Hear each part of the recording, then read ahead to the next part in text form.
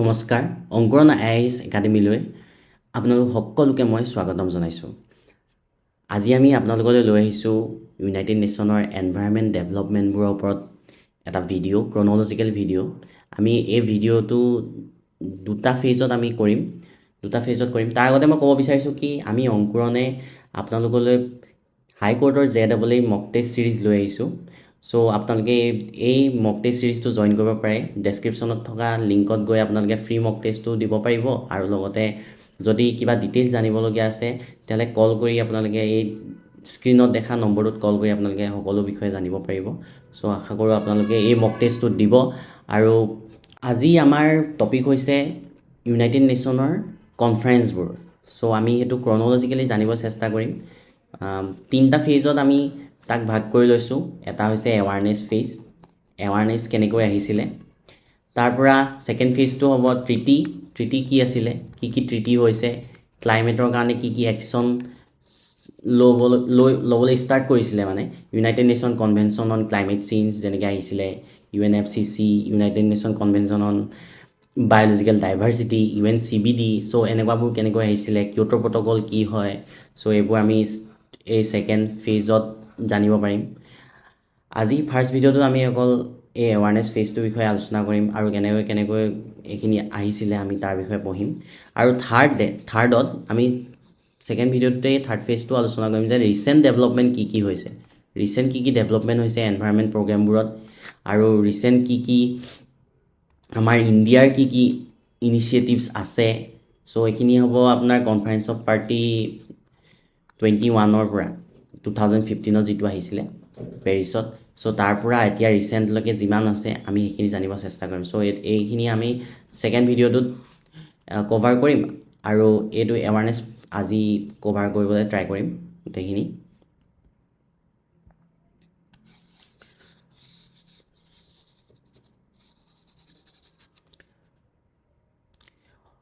আমি এনভাইৰনমেণ্ট গোটেই কনভেনশ্যন আৰু প্ৰট'কলছবোৰ এই ভিডিঅ'টোতে জানিব ট্ৰাই কৰিম।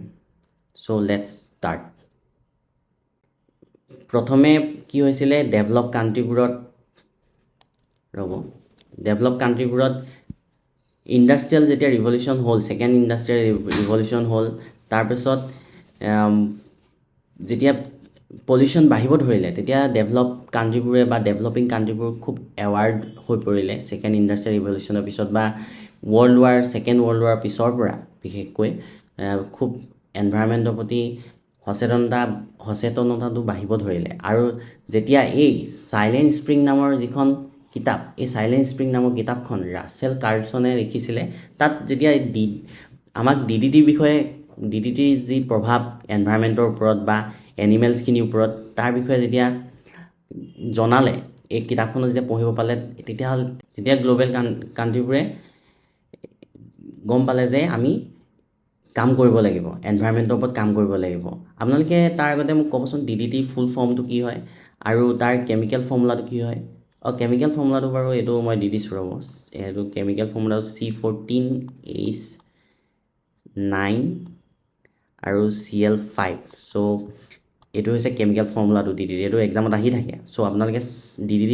যিটো ফুল ফৰ্ম সেইটো মোক কমেণ্ট বক্সত জনাব। চ' এই চাইলেণ্ট স্প্ৰিঙৰ ৰাছেল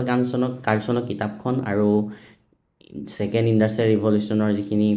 বা ৱৰ্ল্ড ৱাৰৰ পিছত যিটো পলিউশ্যনৰ প্ৰকোপ বাঢ়িব ধৰিলে, তাৰপিছত সচেতনতা আহিলে আৰু তাৰপিছতে আমাৰ 1972ত ষ্টকহোম কনফাৰেঞ্চ হয়। চ' আমি চাওঁচোন ষ্টকহোম কনফাৰেঞ্চত কি হৈছিলে। চ' ইউনাইটেড নেশ্যনত গোটেই দেশবোৰে প্ৰায় 113খন দেশে প্ৰথম জইন কৰিছিলে ষ্টকহোম কনফাৰেঞ্চত। ষ্টকহোম ক'ত আছে? ষ্টকহোম হৈছে ছুইডেনত আছে ষ্টকহোম। চ' 1972ত 5 জুনৰ পৰা 16 জুনলৈ এই 113খন দেশে, প্ৰায় 113খন দেশ ফাৰ্ষ্ট ৱৰ্ল্ড কনফাৰেঞ্চ হ'ল এনভাইৰনমেণ্টৰ ওপৰত। চ' তেতিয়াৰ পৰাই কি হ'ল, এনভাইৰনমেণ্ট হৈ পৰিলে ইণ্টাৰনেশ্যনেল ৰিলেশ্যনত বা ডিপ্ল'মেটিক ৰিলেশ্যনত এটা গুৰুত্বপূৰ্ণ অংশ, ইণ্টাৰনেশ্যনেল ৰিলেশ্যনৰ এটা গুৰুত্বপূৰ্ণ অংশ হৈ পৰিলে এই এনভাইৰনমেণ্ট টপিক্সটো বা এনভাইৰনমেণ্টেল যিখিনি কনভেনশ্যন আহিলে বা প্ৰট'কলছ আহিলে, এইখিনি এতিয়া আমি দেখিবলৈ পাওঁ বিভিন্ন দেশৰ এই ডিপ্ল'মেচিটো বিশেষকৈ ইণ্ডিয়াই এনভাইৰমেণ্টৰ ওপৰত এনভাইৰমেণ্টেল ডিপ্ল'মেচিটো খুব বেছিকৈ কৰা দেখিব পোৱা যায় বা আমি USA কো দেখিছোঁ বিভিন্ন দেশে কেনেকৈ ইউনাইটেড নেশ্যনত এই এনভাইৰমেণ্টৰ ডিপ্ল'মেচিৰ দ্বাৰা নিজকে ইণ্টাৰনেশ্যনেলি শক্তিশালী কৰিব বিচাৰি আছে আমি দেখিব পাইছোঁ চ' এনভাইৰমেণ্ট টপিকটো APSC UPSC বা গোটেই গভৰ্ণমেণ্ট এক্সামবোৰৰ কাৰণে খুব এটা ক'ৰ টপিক হৈ পৰিছে আজিৰ দিনত খুবেই কুৱেশ্যনছ আহিব ধৰিছে বিশেষকৈ এনভাইৰমেণ্ট কনভেনশ্যনবোৰৰ ওপৰত খুবেই কুৱেশ্যনছ আহে আজিকালি চ' আপোনালোকে ইয়াক যদি ক্ৰন'লজিকেলি পঢ়ি যায় আৰু ক্ৰন'লজিকেলি যদি বুজি যায় তেতিয়াহ'লে ভুল হোৱাৰ চান্স খুব কমেই থাকে আৰু খুব সোনকালে মনত থাকিব যদি ক্ৰন'লজিকেলি পঢ়ি যায় চ' আজি মই এইটোৱে চেষ্টা কৰিছোঁ যে আপোনালোকক ক্ৰন'লজিকেলি অলপ ক'ব পাৰোঁ কেনেকৈ কি হৈছিল কেনেকৈ ডেভেলপমেণ্ট হৈছিলে চ' ষ্টকহোম আহিলে ফাৰ্ষ্ট 1972 5ৰ পৰা 16 জুনলৈকে ষ্টকহোম কনফাৰেন্স হ'ল এইটোৱে ফাৰ্ষ্ট টাইম হৈছিলে হিষ্ট্ৰীত যে গোটেই কাণ্ট্ৰিজবোৰে এনভাইৰমেণ্টৰ বিষয়ে ডিছকাছ কৰিছিলে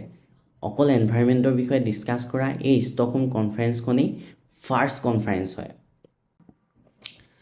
এই ষ্টকহোম কনফাৰেন্সখনৰ মেজৰ ৰিজাল্ট কি আছিলে বাৰু প্ৰথম কনফাৰেন্স হিচাপেতো খুবেই ইম্পৰ্টেঞ্চ আছে কিন্তু তাৰ উপৰিও মেজৰ ৰিজাল্টছ হ'ল কি তাত 26টা প্ৰিন্সিপলছ আছিলে যি এই প্ৰিন্সিপলকেইটা কি আছিলে যে কেনেকৈ আমি এনভাইৰমেণ্টৰ কাৰণে কাম কৰিম কেনেকৈ মেনেজ কৰিম এনভাইৰমেণ্টক কেনেকৈ আমি এনভাইৰমেণ্ট ছাষ্টেইনেবল ডেভেলপমেণ্টৰ ৱৰ্ডটো অহা নাছিলে কিন্তু কেনেকৈ আমি ডেভেলপমেণ্ট কৰিব পাৰোঁ এনভাইৰমেণ্টৰ কোনো হানি নোহোৱাকৈ চ' সেই কথাৰ বিষয়ে ষ্টকহোম কনফাৰেন্সতে প্ৰথম ষ্টাৰ্ট হৈছিলে কথা পতা ষ্টাৰ্ট কৰিছিলে চ' এই ষ্টকহোম কনফাৰেন্সখনৰ থিমটো কি আছিলে অনলি ওৱান আৰ্থ গোটেই পৃথিৱীখন কেৱল এখনেই পৃথিৱীয়ে কোনো দেশত ভাগ নহয় কোনো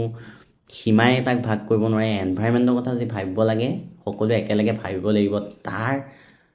তাৰ ফলশ্ৰুতি ৰূপে এই ষ্টকহোম কনফাৰেন্সখন ষ্টাৰ্ট হৈছিলে এই ষ্টকহোম কনফাৰেন্সত একশ্যন প্লেন লৈছিলে এনভাইৰমেণ্ট একশ্যন প্লেন য'ত 3টা কেটেগৰীত ভাগ কৰি লৈছিলে এনভাইৰমেণ্ট একশ্যন প্লেনখিনি চ' এই এনভাইৰমেণ্ট একশ্যন প্লেনখিনি 3টা কেটেগৰীত ভাগ হৈছিলে তাৰ ফাৰ্ষ্টটো আছিলে কি গ্ল'বেল এনভাইৰমেণ্টেল এছেছমেণ্ট প্ৰগ্ৰেম কেনেকৈ আমি এনভাইৰমেণ্টটোক এছেছ কৰি তাৰ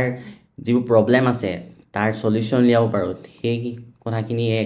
প্ৰথম একশ্যন প্লেনটোত কৈছে তাৰ পৰা এনভাইৰমেণ্ট কেনেকৈ মেনেজমেণ্ট কৰিম তাৰ বিষয়ে আলোচনা কৰিছিলে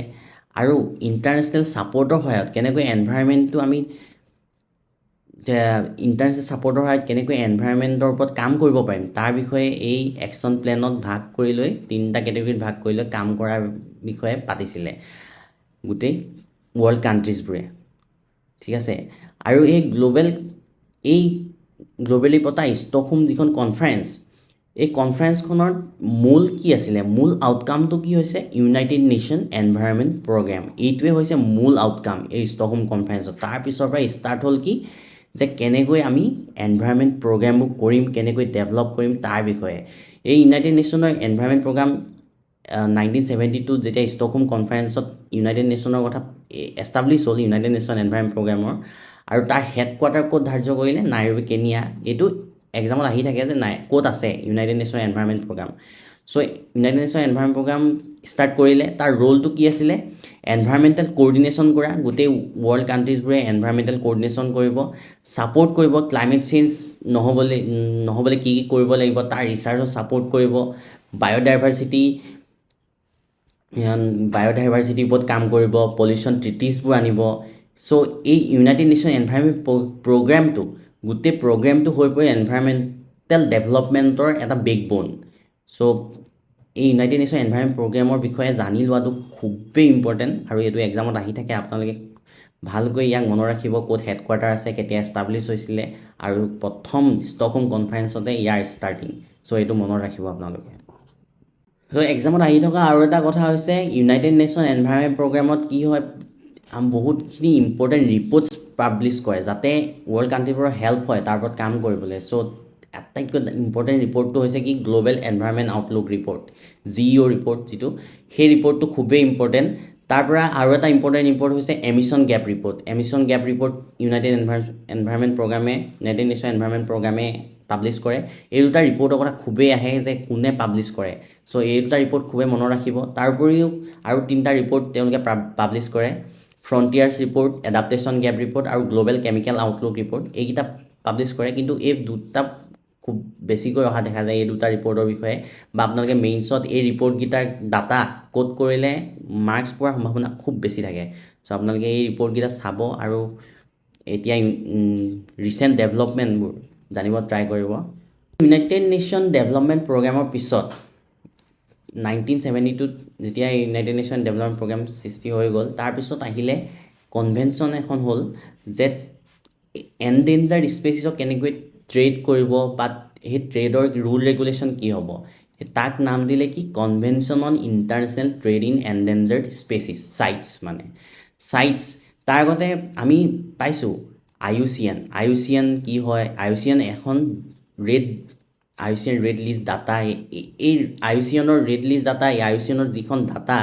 তাৰ লগত চাইটছৰ খুব মানে কনফিউজন হয় ষ্টুডেণ্টৰ চ' আপোনালোকে মনত ৰাখিব IUCNত কি হয় ভাগ কৰিছে যে কোনখিনি এনডেঞ্জাৰ্ড স্পেচিছ কোনখিনি থ্ৰিটেণ্ড কোনখিনি ক্ৰিটিকেলি এনডেঞ্জাৰ্ড কোনখিনি ভলনাৰেবল ইয়াক ভাগ কৰিছে কিন্তু চাইটছত কি কৰিছে চাইটছত কৰিছে কি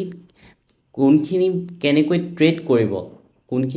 কোনখিনি এনিমেলছ বা স্পেচিছ ট্ৰেড কৰাৰ বাবে পাৰ্মিশ্যন আছে বা কোনখিনি স্পেচিছক ট্ৰেড কৰিব নোৱাৰিব তাৰ বিষয়ে চাইটছে আমাক জানিব দিয়ে চাইটছ চাইন হৈছিলে 1973 চ' 1973 ষ্টকহোমৰ পিছত প্ৰথম কনভেনশ্যনখন কি চাইন হ'ল 1973 CITES convention on international trade in endangered species so' এইখন প্ৰথম চাইন হ'ল আৰু ফ'ৰ্চ কেতিয়া হৈছিলে তাক কেতিয়া এপ্লাই কৰা হ'ল 1975ত ৱাশ্বিংটন DC এই চাইট চাইন হৈছিলে ৱাশ্বিংটন DC USA চ' ইয়াক ৱাশ্বিংটন কনভেনশ্যন বুলি কয় চ' এইটো কুৱেশ্যন আহিব পাৰে যে ৱাশ্বিংটন কনভেনশ্যন কি হয় তেতিয়া আপোনালোকে তাত অপশ্যনটো কি ক্লিক কৰিব লাগিব চাইটছ চ' মনত ৰাখিব চাইটছ ক্লিক কৰিব লাগিব আৰু এই অবজেক্টিভখিনি আপোনালোকে চাব কি অবজেক্টিভ আছিলে এনডেঞ্জাৰ্ড স্পেচিছ প্ৰটেক্ট কৰা ৰেগুলেট কৰা ইণ্টাৰনেশ্যনেল ট্ৰেড প্ৰিভেণ্ট কৰা অভাৰ এক্সপ্লইটেশ্যন প্ৰিভেণ্ট কৰা চ' এইটো আপোনালোকে চাই যাব অবজেক্টিভখিনি চাইটছে কি কৰিলে তেওঁলোকে তিনিটা এপেণ্ডিক্সত নিজৰ সেই যিখিনি ৰুল ৰেগুলেশ্যন তাক ভাগ কৰি দিলে এপেণ্ডিক্স 1 এপেণ্ডিক্স 2 এপেণ্ডিক্স 3 হিচাপে ভাগ কৰি দিলে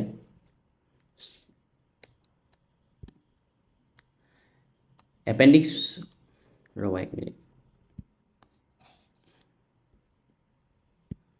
এপেণ্ডিক্স 1ত most ষ্ট্ৰিক্ট আছিলে এপেণ্ডিক্স 1টো কি হ'ল স্পেচিছ যিখিনি থ্ৰিটেণ্ড বা এক্সটিংশ্যনলৈ গৈ আছে যিখিনি বিলুপ্তপ্ৰায় হ'বলৈ গৈ আছে যিখিনি খুবেই থ্ৰিটেণ্ড বা বিলুপ্তপ্ৰায় হ'বলৈ গৈ আছে তেওঁলোকক কমাৰ্চিয়েল সেইবোৰ স্পেচিছৰ কমাৰ্চিয়েল ইণ্টাৰনেশ্যনেল ট্ৰেড বন্ধ কৰি দিলে জেনেৰেলি প্ৰহিবিট কৰি দিলে কিন্তু ইয়াতে আপোনালোকে এতিয়া চাবচোন আমাৰ ইণ্ডিয়াই চিতা আনিছে নহয়নে চিতা আনিছে ক'ৰ পৰা আনিছে নামিবিয়াৰ পৰা ক'লৈ আনিছে এইটো কমেণ্ট বক্সত জনাব আপোনালোকে ক'লৈ আনিছে চ' চিতা আনিছে কেনেকৈ আনিব পাৰিলে চিতা সঁচাকৈ এপেণ্ডিক্স 1ত আছে নে এপেণ্ডিক্স 2ত আছে যদি এপেণ্ডিক্স 1ত আছে most ষ্ট্ৰিক্ট য'ত ইণ্টাৰনেশ্যনেল ট্ৰেড নহয় তেতিয়া ইণ্ডিয়াক কেনেকৈ আনিছে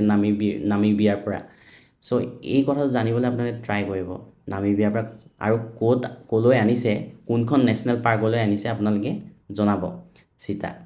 আমাৰ ইণ্ডিয়াত চ' আপোনালোকে চাব যে চিতা কোনটো এপেণ্ডিক্সত আছে সেইটোও চাব আপোনালোকে চ' সেইটো আপোনালোকৰ হোমৱৰ্ক বুলিয়ে ধৰি লওক আৰু এপেণ্ডিক্স 2ত কি হ'ল এপেণ্ডিক্স 2ত কণ্ট্ৰল ট্ৰেড কৈছে যে ট্ৰেড কৰিব পাৰিব যিখিনি থ্ৰিটেণ্ড নহয় বিশেষকৈ বা এক্সটিং হোৱাৰ যিখিনি মানে ইমান চান্সেছ নাই সেইখিনি আপোনালোকে এপেণ্ডিক্স 2ত ভৰালে চাইটছত আৰু তাক ট্ৰেড কৰিব পাৰিব ৰেগুলেটেড ট্ৰেড হ'ব বাট পাৰ্মিট হ'লে ট্ৰেড কৰিব পাৰিব আৰু এপেণ্ডিক্স 3ত কি কৰিলে যিখিনি কাণ্ট্ৰিয়ে ৰিকুৱেষ্ট কৰে যে কোনখিনি তেওঁলোকে ট্ৰেডৰ ৰখাব বা প্ৰটেক্ট কৰিব ট্ৰেড হ'বলৈ বা তেওঁলোকে এক্সটিং হোৱাৰ পৰা বচাবলৈ হ'লে কেনেকৈ সেই প্ৰটেকশ্যনখিনি ৰিকুৱেষ্ট কৰিলে চাইটছক ৰিকুৱেষ্ট কৰে যে এইটো লিষ্টেড কৰিব লাগে সেই ৰিকুৱেষ্ট কৰা লিষ্টেড কৰা স্পেচিছখিনি এপেণ্ডিক্স 3ত লিষ্টেড কৰে সো আমাৰ ইণ্ডিয়াই কি লিষ্টেড কৰিছে এবাৰ চাবচোন প্ৰায় 27টা স্পেচিছ ইণ্ডিয়াই লিষ্টেড কৰিছে ৰিসেন্টলি আৰু বাঢ়িবও পাৰে প্ৰায় 27টা আছিলে তাতে বিভিন্ন ধৰণৰ জাংগল কেটছ আছিলে সো আপোনালোকে চাব আৰু ইণ্ডিয়ান ডিয়াৰ আছিলে এপেণ্ডিক্স 3 সো এইখিনি এপেণ্ডিক্সৰ ভাগ সাইটছৰ এই ভাগখিনি খুবেই ইম্পৰ্টেণ্ট সাইটছৰ পিছত আমি ইম্পৰ্টেণ্ট কনভেনশ্যন হিচাপে চাব গ'লে বোন কনভেনশ্যনৰ বিষয়ে দেখিব পাওঁ বোন কনভেনশ্যন এই বোন কনভেনশ্যনটো আহিছিলে 1979ত এই কনভেনশ্যনটোক আমি কি বুলি ক'ব পাৰোঁ convention on conservation of migratory species of wild animals migratory স্পেচিছৰ ওপৰত কনজাৰ্ভেশ্যন কেনেকৈ কৰিব মাইগ্ৰেট যিবোৰে কৰে যিবোৰে নিজৰ বিভিন্ন প্ৰজননৰ কাৰণে হওক বা বিভিন্ন কাৰণত মাইগ্ৰেট কৰে এখন দেশৰ পৰা এখন দেশলৈ বা এটা জেগাৰ পৰা আন এটা জেগালৈ সো এই বস্তুখিনি কেনেকৈ তেওঁলোকে কনজাৰ্ভ কৰিব সেই তাৰ বিষয়ে এই কনভেনশ্যনখনত আলোচনা কৰিলে আৰু এই কনভেনশ্যনখন ক'ত এডপ্ট হৈছিলে বোন ক'ত আছে জাৰ্মানীত এই জাৰ্মানীত এডপ্ট হোৱাৰ কাৰণে জাৰ্মানীত এডপ্ট হোৱাৰ কাৰণে ইয়াক বোন কনভেনশ্যন বুলিও জানে বা কনভেনশ্যন অন মাইগ্ৰেটৰী স্পেচিছ বুলিও আমি ক'ব পাৰোঁ সো এডপ্টেড হৈছিলে 1979ত হেডকোৱাৰ্টাৰ বোন জাৰ্মানীতে আছে ফ'ৰ্চড হৈছিলে 1983 পৰা ইয়াক ফ'ৰ্চ কৰিলে আৰু মেইন অবজেক্টিভ আছিলে প্ৰটেক্ট কৰা মাইগ্ৰেটৰী এনিমেলছবোৰক সো ইয়াক দুটা এপেণ্ডিক্সত ভাগ কৰিছে যেনেকৈ সাইটছক তিনিটা নহয় জানো সাইটছত তিনিটা সো এই বোন কনভেনশ্যনত যিখিনি আছে স্পেচিছ তাত এপেণ্ডিক্স 1 আৰু এপেণ্ডিক্স 2 দে মাইগ্ৰেটৰী স্পেচিছখিনিক ভাগ কৰিছে যিখিনি এণ্ডেঞ্জাৰ স্পেচিছ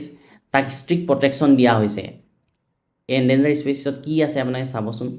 এণ্ডেঞ্জাৰ স্পেচিছত ষ্ট্ৰিক্ট প্ৰটেকশ্যন দিয়া হৈছে আৰু এপেণ্ডিক্স 2ত থকা যিখিনি স্পেচিছ সিহঁতক ইণ্টাৰনেশ্যনেল কোঅপাৰেশ্যনৰ সহায়ত যাতে এই প্ৰটেকশ্যন দিব পাৰে ইণ্টাৰনেশ্যনেল এগ্ৰিমেণ্টছবোৰৰ সহায়ত তাৰ বিষয়ে পাতে আৰু এই স্পেচিছবোৰ এপেণ্ডিক্স 2ত ৰাখে সিহঁতি ইমান এণ্ডেঞ্জাৰ্ড নহয় বা এক্সটিং হ'বলৈ গৈ থকা স্পেচিছ নহয় সো এই বোন কনভেনশ্যনে মাইগ্ৰেটৰী স্পেচিছখিনিৰ ওপৰত কাম কৰিব ষ্টাৰ্ট কৰিলে সো 1972ত কি আহিলে ষ্টকহোম কনফাৰেন্স 1973ত সাইটছ তাৰপিছত 1979ত কি আহিলে বোন কনভেনশ্যন ইম্পৰ্টেণ্ট কনভেনশ্যনৰ ভিতৰত বোন কনভেনশ্যনৰ পিছত ইম্পৰ্টেণ্ট এটা কনভেনশ্যন আহিলে ভিয়েনা কনভেনশ্যন এই ভিয়েনা কনভেনশ্যনখন খুবেই ইম্পৰ্টেণ্ট খুবেই এক্সামত সুধি থাকে ভিয়েনা কনভেনশ্যন চাইন হৈছিলে 1985ত এডপ্ট কৰিছিলে এই ভিয়েনা কনভেনশ্যনখন কিহৰ বাবে আছিলে অজন লেয়াৰ ওপৰত অজন লেয়াৰ যে ডিপ্লেশ্যন হ'ব ষ্টাৰ্ট কৰিছে তাৰ বাবে এই ভিয়েনা কনভেনশ্যনখন প্ৰথম ষ্টাৰ্ট হ'ল 1985ত এই ভিয়েনা ক'ত আছে আপোনালোকে ক'বচোন মোক ভিয়েনা ক'ত আছে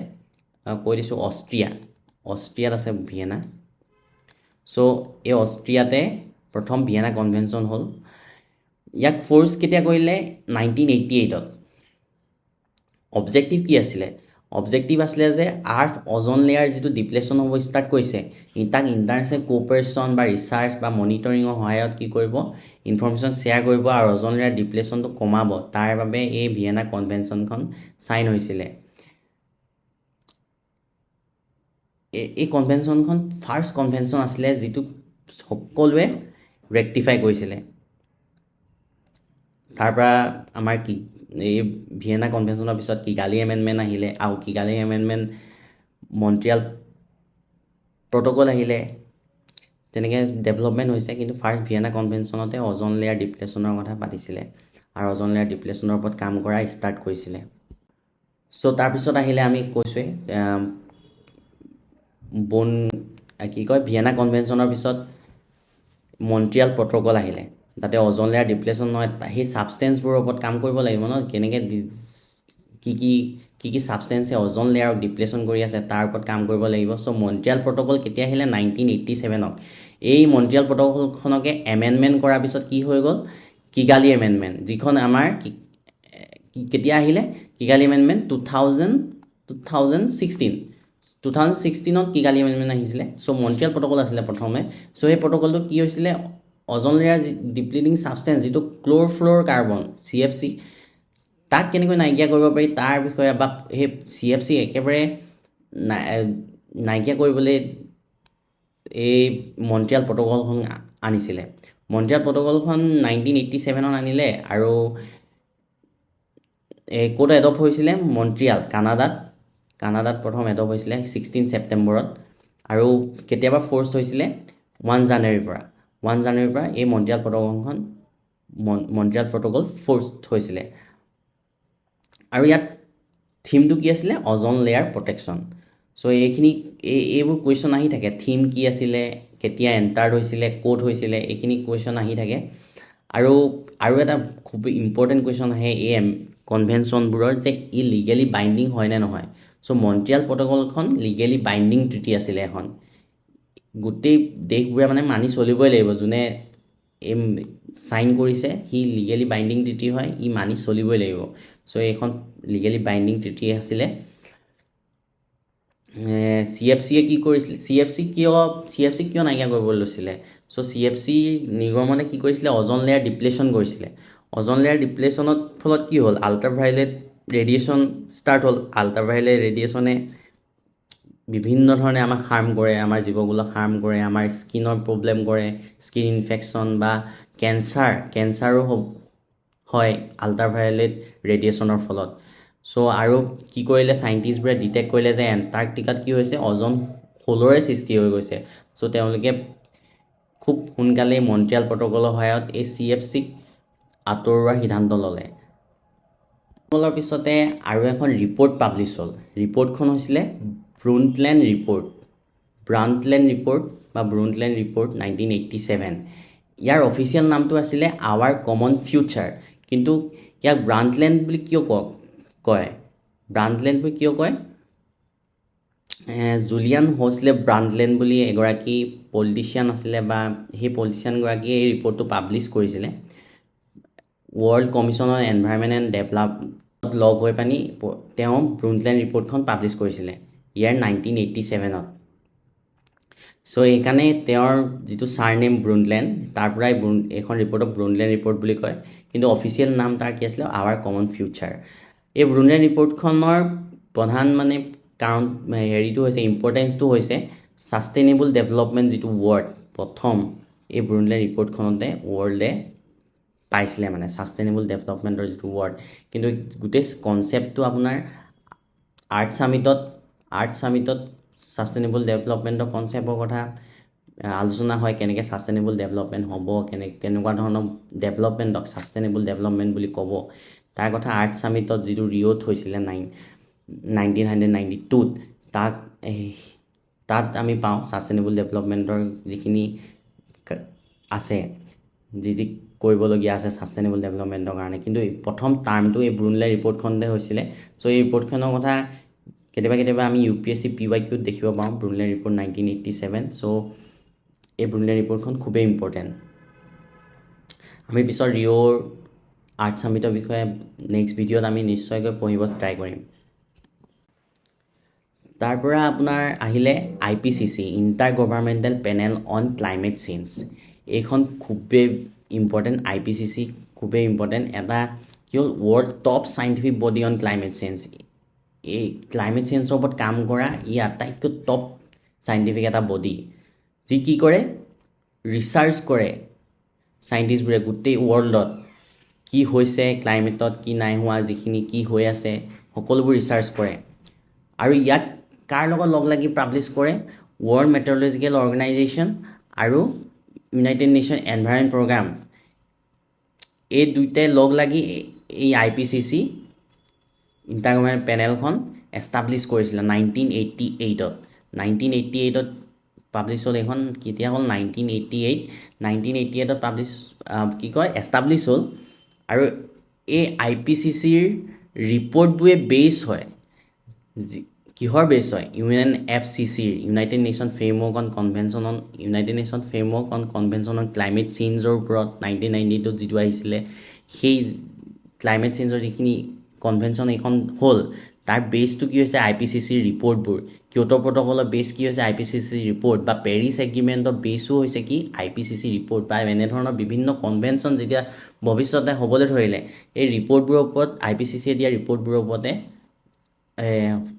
নিৰ্ভৰ কৰি হয় চ' IPCC মনত ৰাখিবলগীয়া কথা কি 1988ত এষ্টাব্লিছ হৈছিলে আৰু কোনে কৰিছিলে বিশেষকৈ WMO আৰু UNEP ইউনাইটেড নেশ্যন এনভাইৰনমেণ্ট প্ৰগ্ৰামে IPCC গঠন কৰিছিলে চ' এই দুটা খুব কুৱেশ্যন আহি থাকে তাৰ পৰা 1989ত আহিলে কি বেছেল কনভেনশ্যন 1989ত আহিলে আৰু বেছেল ক'ত আছে ছুইজাৰলেণ্ডত এই ছুইজাৰলেণ্ডৰ বেছেল চহৰত এক বেছেল কনভেনশ্যন হ'ল বেছেল কনভেনশ্যনত কি পাতিছিলে যে হাজাৰডাছ যিবোৰ ৱেষ্ট এইবোৰ কণ্ট্ৰল কৰিব লাগে মুভমেণ্ট কৰিবলৈ যাতে ডেভেলপ কাণ্ট্ৰিবোৰে ডেভেলপিং বা দুখীয়া কাণ্ট্ৰিবোৰলৈ হাজাৰডাছ ৱেষ্টবোৰ তাত মানে ডাম্প নকৰে এইবোৰ ছেফ ডিছপ'জেল হয় তাৰ কাৰণে বেছেল কনভেনশ্যনখন আহিলে এখন আপোনাৰ লিগেলি বাইণ্ডিং এখন ট্ৰিটি হয় লিগেলি বাইণ্ডিং কনভেনশ্যন হয় চ' আপোনালোকে চাব ভালকৈ লিগেলি বাইণ্ডিং হয় নে নহয় চ' এই বেছেল কনভেনশ্যনে কি কৰিলে control the movement of export import of hazardous waste so' এইটো খুবেই ইম্পৰ্টেণ্ট বেছেল কনভেনশ্যন কিয় হয় এইটো আহি থাকে চ' বেছেল কনভেনশ্যন হ'ল 1989ত তাৰ পৰা 1989ত বেছেল কনভেনশ্যন হ'ল তাৰ পৰা আমাৰ আহিব ৰিঅ' আৰ্ট ছামিটৰ বিষয়ে আমি নেক্সট ভিডিঅ'ত জানিব ট্ৰাই কৰিম ৰিঅ' আৰ্ট ছামিটৰ কথা পঢ়িম কিয়োটো প্ৰট'কলৰ কথা পঢ়িম কেনেকৈ কি হ'ল তাৰপিছত কনফাৰেন্স অফ পাৰ্টি নম্বৰ 21 পেৰিছৰ কথা পঢ়িম চ' নেক্সট ভিডিঅ'ত আমি নিশ্চয়কৈ এইখিনি জানিব ট্ৰাই কৰিম এই দুটা কুৱেশ্যন ছল্ভ কৰিব ট্ৰাই কৰকচোন আপোনালোকে এই অংকুৰণৰ কমেণ্ট বক্সত আপোনালোকে ইয়াৰ আনচাৰকেইটা ক'ব যে এই থিমটো কি আছিলে ষ্টকহোম কনফাৰেন্সৰ থিমটো কি আছিলে আৰু ভিয়েনা কনভেনশ্যন কাৰ লগত লিংক হৈ আছে তাৰ বিষয়ে আপোনালোকে ক'ব এই কমেণ্ট বক্সত এই দুটা কুৱেশ্যন আপোনালোকলৈ এৰিলোঁ আৰু ভাবিছোঁ আপোনালোকে ভাল পাইছে আৰু আপোনালোকে ছাপোৰ্ট দেখাই যাব আমাৰ অংকুৰণ IAS একাডেমিক চেনেলটো আপোনালোকে ছাবস্ক্ৰাইব কৰি দিব লগতে ভাল পালে আনৰ লগত শ্বেয়াৰ কৰি দিব নিশ্চয়কৈ আৰু মই চেষ্টা কৰিম যে ক্ৰন'লজিকেলি ধুনীয়াকৈ আনিব পাৰোঁ বাকীকেইটাও আজি ট্ৰাই কৰিলোঁ আমি কেনেকৈ এৱাৰনেছবোৰ বাঢ়িলে কেনেকৈ বেছেল কনভেনশ্যনলৈকে এৱাৰনেছ আহিলে এনভাইৰনমেণ্ট প্ৰগ্ৰেমবোৰ কেনেকৈ ডেভেলপ কৰিব লাগিব ছাষ্টেইনেবল ডেভেলপমেণ্ট টাৰ্মটো আহিলে আমি দেখিলোঁ ব্ৰুনলেণ্ড ৰিপৰ্টত চ' পিছত আমি জানিব চেষ্টা কৰিম আৰ্ট ছামিটৰ পিছৰ পৰা এতিয়ালৈকে কি হৈ আছে পিছৰ ভিডিঅ'ত আমি জানিব চেষ্টা কৰিম চ' থেংক ইউ চোৱাৰ বাবে শেষলৈকে আৰু মাঘৰ বিহুৰ আপোনালোক সকলোলৈ শুভেচ্ছা জনালোঁ অংকুৰণ IAS একাডেমীৰ ফালৰ পৰা ধন্যবাদ